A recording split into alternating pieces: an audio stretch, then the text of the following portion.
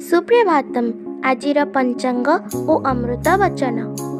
सुप्रभातम अद्य दिवसस्य पञ्चाङ्गम्। अद्य श्री श्वेतवराहकल्पस्य वैवस्वतमन्वन्तरः द्वितीयपदार्थः दक्षिणायनः हेमन्तऋतुः मार्गशिरमासस्य कृष्णपक्षे प्रतिपत्तिथिः बृहस्पतिवासरश्च चुकाप्त 27+150 विक्रमसंवत् 22+200 नवेम्बर् मासस्य 6 तारिका। अद्य दिवसः सर्वेषां कृते मङ्गलमयं भवतु इति विभुपदारविन्दयोः विनम्रप्रार्थना।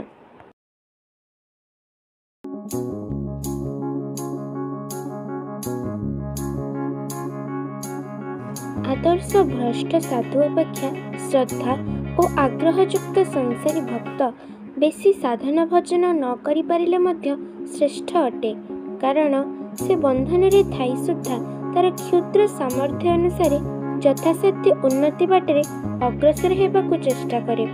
व्याकुल अंतर रे भगवान को प्रार्थना करे। भगवान तार व्याकुलता देखि तार सहाय हुअन्ति।